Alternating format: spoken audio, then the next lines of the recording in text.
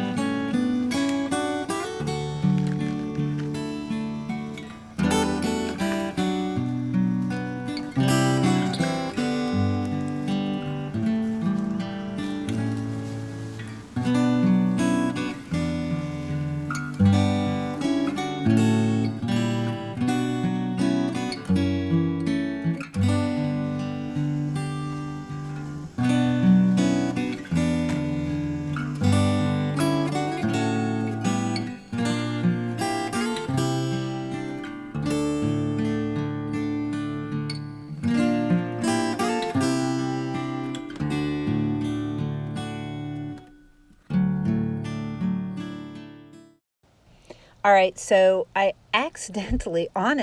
did accidentally not record the next division of the clump of the Everest Carex plant. And when I divided it, it kind of fell apart. So I was able to split it into halves, but there were a lot of extra loose pieces. So what I did is if there was a single blade, I went ahead and I'm weeding those out and I'll be throwing those away. But anywhere there was a little tiny clump of maybe like 3 or 4 blades of grass, who knows? I'm going to be dipping those first into water and then dipping them into my rooting hormone and putting 4 clusters into a single small pot. I think I have enough for 8 here. And I am going to put them in a nice, bright, shady spot where I know they're going to be getting some sprinkler water overnight. And I'll be supplementing at least once or twice during the day to keep them really moist. And we're going to see if I can make magic happen. Maybe they'll start to grow roots and they'll become their own plant, and then I can put them into the garden landscape of my yard. You know, even if one clump makes it out of the 4 little clusters that I'm building here, that's a success. And really, honestly, if one pot makes it, that's more than I had before. So I'm going to be going through the rest of this video, weeding out the single blades and getting the clumps and putting them into the little pots there. And we're going to just wait, watch, and see. I can grow grass great in areas I don't want to grow grass. So I'm going to keep my fingers crossed that this is going to work.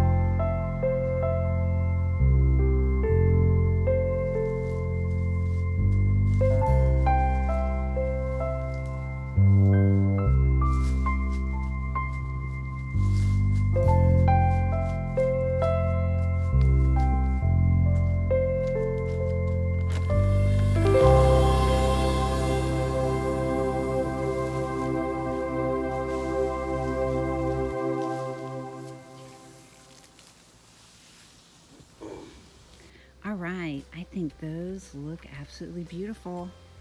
One there, itsy bitsy baby one there, there, there we go.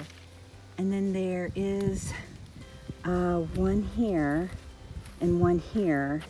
These are actually Larope or monkey grass, and they're variegated too, but they have a wider blade. So no, plus they'll have like a flower stalk, where if it's a carex like my other carex that I have, they'll have more like a seed pod that'll pop up in the winter. But I think those will look really pretty, a different texture, and they look really beautiful. So I was able to get 1, 2, 3, 4, 5, 7 out of 3 pots. And then let me go ahead and show you what I got cooking over here. So I had all those that broke off. I probably wouldn't divide those next time, but I have a whole little grass starting station over here right now. This is my favorite spot to do propagations. It's bright, but not direct sun. And plus I know the sprinklers, we have a spray head over here that does a really good job keeping them nice and moist. But we'll give these a try and see how they do. And you know, if some of them don't make it, well, they don't make it. But even if a couple of do, oh my gosh, I can find plenty of spaces in my yard for these. So with that being done, I am hot, I am dirty, I am sweaty. It's time to go in and make some dinner for my family. And I hope you're able to go out and make something beautiful in your world today. Until the next one, bye y'all.